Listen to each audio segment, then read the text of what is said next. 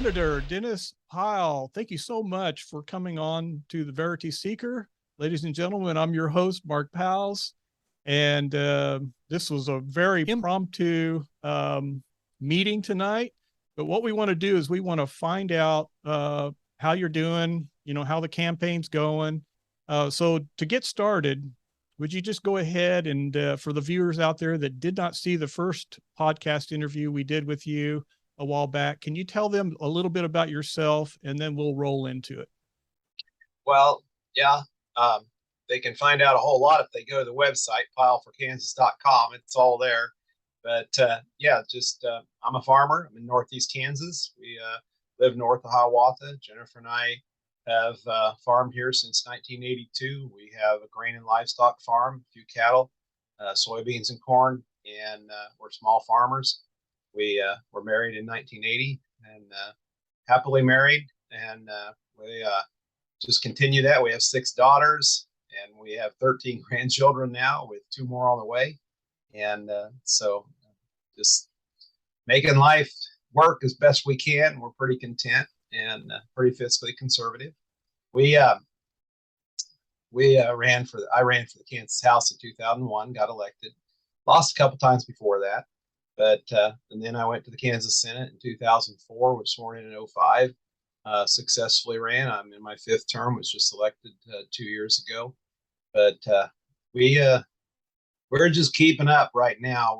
We're in the middle of this campaign and finishing up harvest, and just kind of sometimes seems like you're overwhelmed. You know how it goes, and so just trying to get fence up so we can get the cattle out on the corn stalks. And anyway, that's kind of where we're at right now and who I am. And I grew up with 8.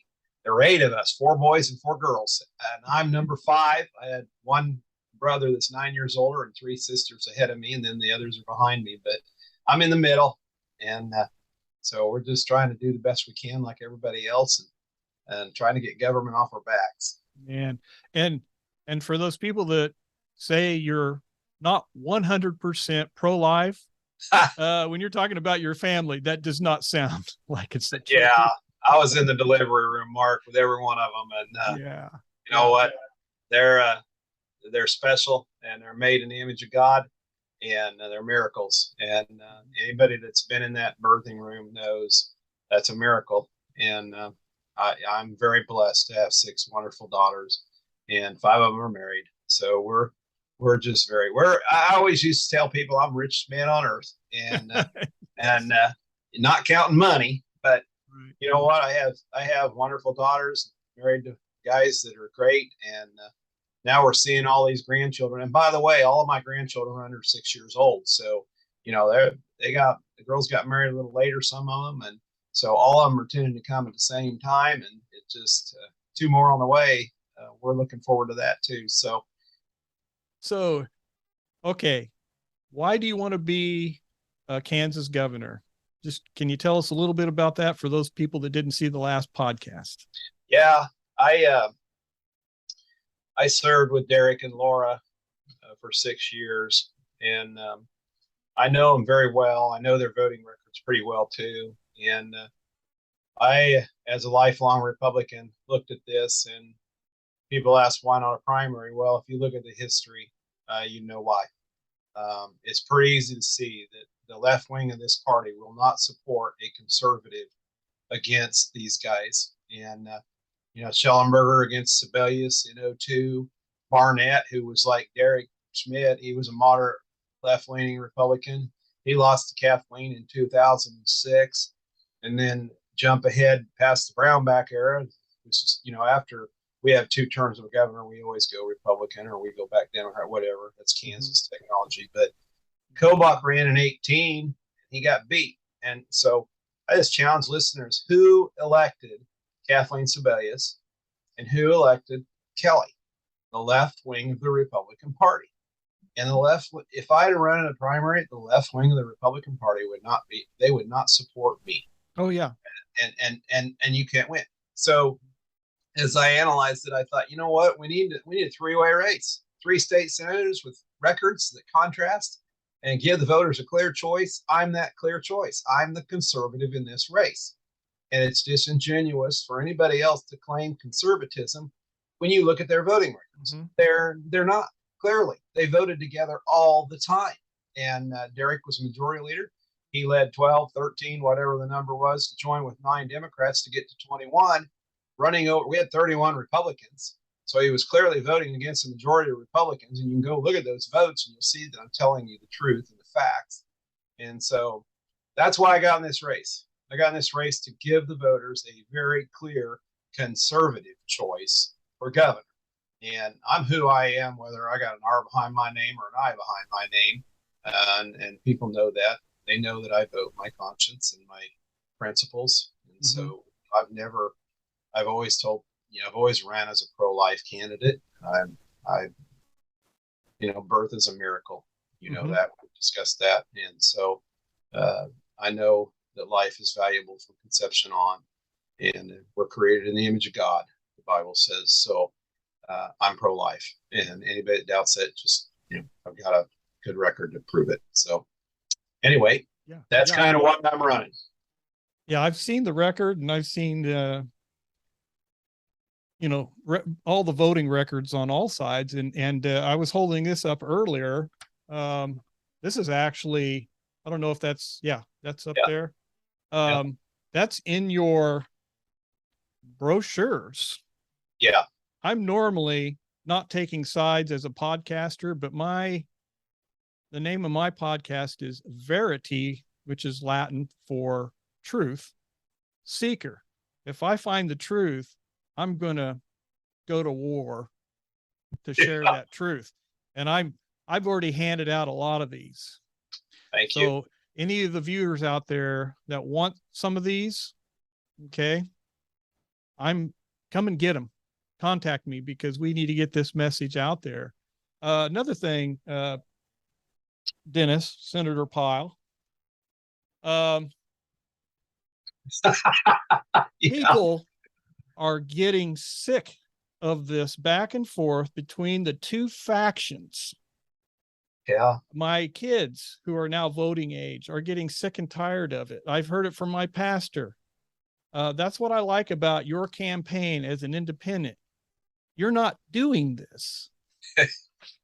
I wouldn't do that even if I had $1 million. I'm targeting. I'm reaching out to the people that I believe, the groups that we need to reach, and I think we're going to be very successful on election day. The thing that concerns me is the election integrity issues, the security of the ballot, and what will happen from all of that. So we'll see. And but duty is ours and results are God's. Mark John Quincy Adams said that. So we're doing our duty. And but we're there's some advertising that we're doing, and obviously trying to reach our voters, and we're going to continue to do that. But Monday, I think it's Monday or maybe a week ago, they said 30 million had already been spent on those two. And I think the voters are really just tuning in now in the last week or so. It's usually the closer you get to election, the greater percentages that tune in. And so we're 2.5 weeks away, but advanced ballots went out Wednesday or Tuesday. And so people are receiving ballots, and they're going to start looking around. And so we're trying to deal with those things as they come up, and with what resources God's given us, we're doing the best we can. And I believe so. But we need people out there reaching their sphere of influence, and that's what we've told people. I do not have county chairs in every county. I do not have a party structure, and that's what's interesting about all this. They've got party structure and both sides, and they're still spending that kind of money. Rather, their ground troops it ought to show you their ground troops are not getting it done. And I don't see the excitement for either one of them. And in fact, what I see, Mark, and you need to know this, it's interesting because in the last week, I've had people tell me that they're going after these committee people, the Republican Party. It's going after anybody that signed our petition and telling them they can't vote in their reorg meetings. And I'm like, so I told these folks, I said, well, why don't you challenge the party? Ask them what they're doing about Nancy Kassebaum, U.S. Senator, Republican, former U.S. Senator Sheila Fromm, who was also Lieutenant Governor under Graves, Bill Graves, former Governor Hayden, Sandy Prager, former insurance commissioner, Alicia Salisbury, former Republican National Committee woman. I mean, we can go down the list even further. But why is the party coming after the conservatives and threatening them and doing these things that I'm being told they're doing? What are they doing to those folks? I mean, why don't they excommunicate them from the party? They endorsed Laura Kelly openly. It's a known fact. That's where we got their names, is in the paper, it's press. They've endorsed. Derek's base has endorsed against him. And for goodness sakes, people, he cannot win. He couldn't win if I wasn't in this race. It's another Jim Barnett story from 2006 with Sebelius. The left wing of this party is going to be loyal to that left wing Democrat because she has done what they asked her to do. They're not going to break. Derek can't win. And so I don't know how much money he thinks it take, but I understood that reality. That's why I'm running as an independent. And so we're making a three-way race. And like I said, if conservatives LLS, we win this race. And we think that's starting to gel. Yeah. Yeah. I want to bring up a point that you kind of touched on earlier. I mean, it's great. And I do love your positive attitude. I mean, I think it's great. You could say so many things. You could say so much more. I know that for a fact. But you're not letting it all go. It's really the voters have to be smart. Yeah, the voters really have to be smart. They have to do their own research. Yes. Who do you think they are going to be loyal to if elected, as compared to Dennis Pyle, Governor Dennis Pyle? Well, people that are throwing money at them, and you've got not only their campaigns raising money, but you've got their gubernatorial associations throwing millions at it too, and who knows who else. Some of the mail that you held up, I mean, I'm sure you're getting the mailings from like Americans for Prosperity and certain other organizations, and they're all backing them, and they know these voting records. And if they don't, then they haven't done their research, which, you know, maybe I shouldn't give them that much credit. Maybe they don't do their research, but you know, I raise money as a state senator, and I take money from people that send it, but I go ask from certain people in my district, and I try to raise a large percentage of mine comes from people that I know and have backed me for years. And so, but I explain to them my ideology. So when they know, and I've actually told people, you want your money back, you can have it back. You don't sell my votes. They're not for sale. Now, do I appreciate all these groups? Yes, because I like to hear their arguments.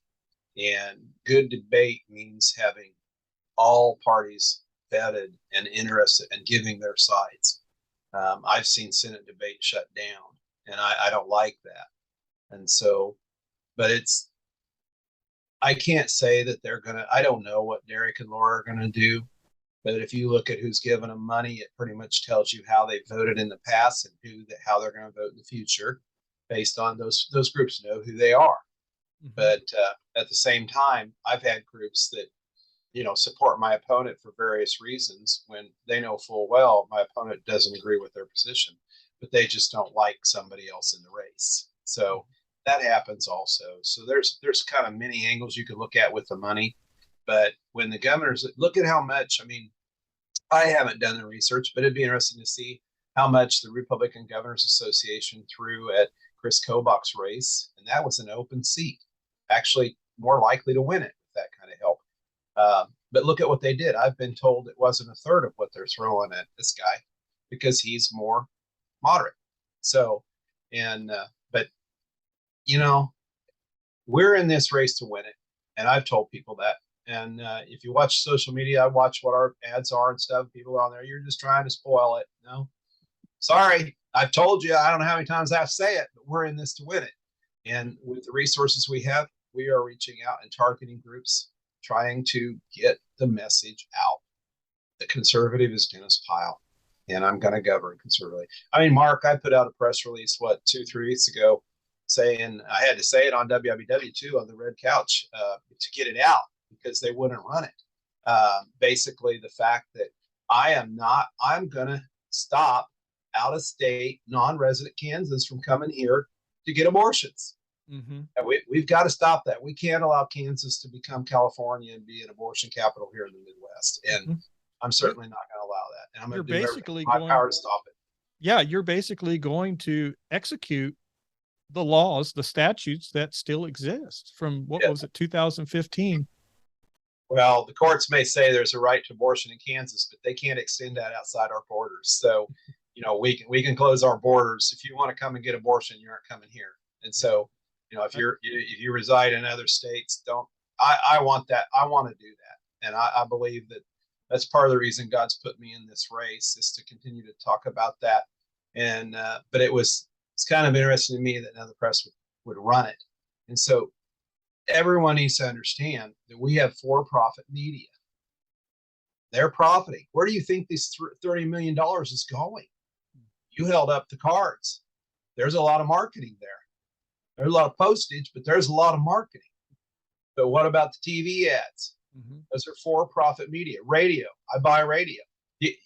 Those are for-profit enterprises. I had one radio station, a Christian radio station.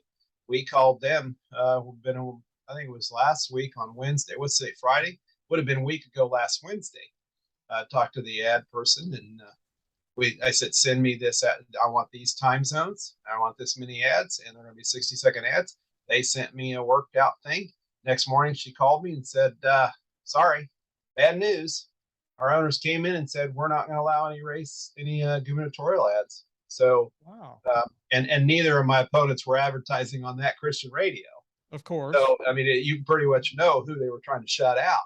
So I told one of my guys on my campaign, he said, amazing. I said, well, the deep state's deeper than we realize. Yeah. Kansas does. It really is. Oh yeah. State. It is. Yes. So you've mentioned it earlier. Yeah.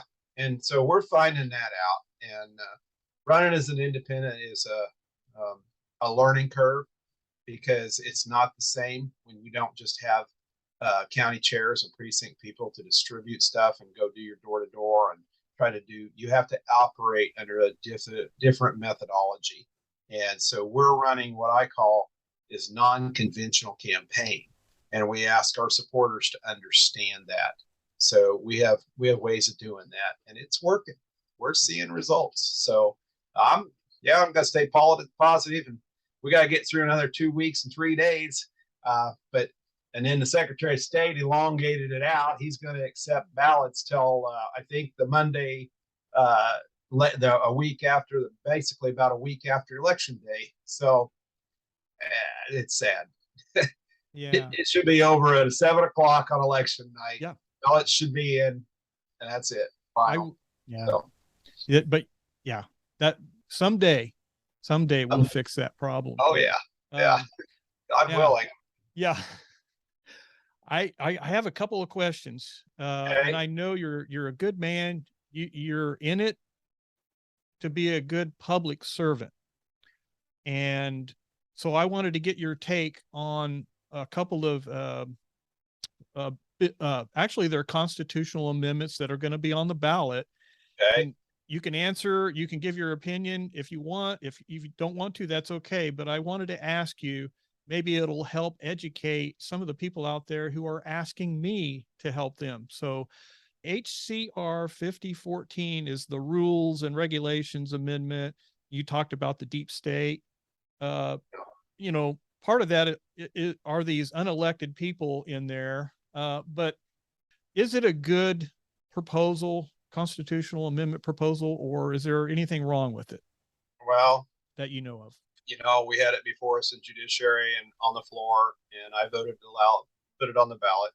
Mm-hmm. Let people make the judgment call on this. And I think that's where it needs to be. I think people need to ask themselves, because as I looked at it, what it does, in my opinion, is limit the executive branch of government. I don't think it changes the legislature's powers, but that's my opinion. And so as you read it, you need to look at it in light of the Constitution. Does this, and that's why it's a constitutional change.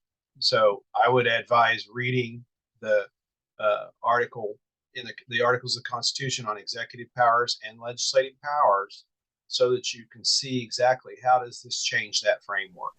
Okay. And that's about what I would tell people is you've got to read. You've got to take the time and go read. I don't tell people how I'm going to vote, but I didn't have a problem with putting this piece of this proposal on the ballot because I think the people of Kansas. Now I don't agree with everything the people of Kansas changed. Mm-hmm. I mean, if I could go back in the '70s when I was like a boy, and people changed and went to a 4-year term for governor and lieutenant governor running together, I wouldn't do that. I mean, I think I would prefer they were separate seats, and I prefer that the lieutenant governor was still president of the Senate because it was a check on power, and and then we had the organization calendar rules set up in the Senate, which President Wagle did away with, but we maintained that even after that change in the '70s for all those years, and it was a restriction on the power of the president in the Senate. And now we have basically the same as we do in the House, where the Speaker and the President just bully their way to get whatever they want. We'll take away they'll remove people from their committees. We've seen that done. So I would say, in light of all that, you need to really consider: is this a change that's necessary, and do we need to restrict that executive power? So read it that way, and make up your mind. I read it, and I didn't think it was that bad. Yeah. And maybe it is necessary, because that does, when you have this bureaucracy in there of unelected people creating rules and regulations that are going to restrict the legislature. That's not a Republican form of government. It turns it up on its head. Now, the other one is, they call it on the Secretary of State's webpage, they call it Sheriff Election Amendment, but it's really more than that. It's HCR 5022, and it deals with the election, and it requires that sheriffs are elected constitutionally in every county, except for those who have already changed it and got rid of their sheriffs. They've consolidated. But they can reinstate the sheriff if they want, but they won't be able to change it after that unless they amend the Constitution. So they have that right, of course, to get back in once they find out that they really need a sheriff. And then they talk about removal of officers, which does include the sheriff. And I just want to read Part B of that section there. A county sheriff only may be involuntarily removed from office by recall election, which is the way it should be done, pursuant to Section 3 of Article 4 of this Constitution, or a writ of quo warranto, sorry, I may have mispronounced that, initiated by the Attorney General. Now, I've always believed that there shouldn't be a government entity above a sheriff, but in this case, the description is they can remove them if they don't believe they're qualified. Am I understanding that right? With the quo warranto? Probably, but the question, and like I said, the voters are going to decide this, but they got to understand. I mean, what you have to look at is with the other one. The other question you got to ask yourself: who are we taking power away from, and who are we giving it to? And figure that out, because that's the key of this. And everything. It's like the judicial, when they took away electing judges and went to the system we have now. Did people understand they were giving up their power of appointing their Supreme Court justices and giving it over to a nominating commission? They hate it. People hate it. They hate it now. They know about it, but it takes 2/3 to change it in both chambers to get it on the ballot. Yeah. And then you're going to be up against a massive amount of money, because they it'll come in from all across the nation to keep that the way it is. And so that's why I'm saying is ask yourself, where's the power being changed? What direction is it going? Do you want that power shifted do you want that Attorney General to have that power to remove your elected sheriff? Isn't that something I don't want to influence to degree. I want you to think about, but just something to think about is, you, Mark, make the decision whether you believe that guy is qualified to be sheriff. Just people like you decide make, that. it always amazes me. The newspapers send out the questionnaires and they ask, what makes you qualified for this position? I'm a Kansas citizen. I'm of age, but that's a decision. Now, the judiciary has written in all kinds of qualifications and statutes, to run for judge. But I'm one that thinks that maybe it's time it went the other way, and because the people really are the ones that determine whether Mark's qualified for this office or that office.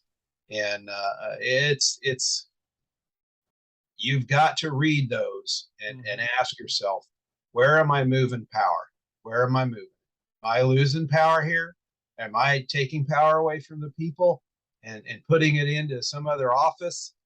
And maybe it is an elected office, and maybe you want, but I think it's time to empower the people more. I've actually talked about that with the education issues. For far too long, we've empowered government too much, the government schools, and parents need to get those powers back, and we need local control restored as quickly as possible, because my sake, some of the things I'm seeing, and I know I've changed the subject here, but what we're seeing being propagated it's in my opinion needs to be fixed quickly. So I agree with you. But anyway, read those constitutional amendments, keep that in mind, compare what the Constitution currently says, go look at it, see how you're changing it and where you're shifting the power. I think those are the best questions, and I just challenge everybody that. But I do appreciate you coming on. And ladies and gentlemen, this is Verity Seeker. I'm your host, Mark Powls, and vote Senator Pyle for Kansas governor, November 8th. Thank you, Mark. And I do ask for your vote and everyone else's, and ask for your prayers. Please check out the website. All right. Thank you. Good night. Bye-bye.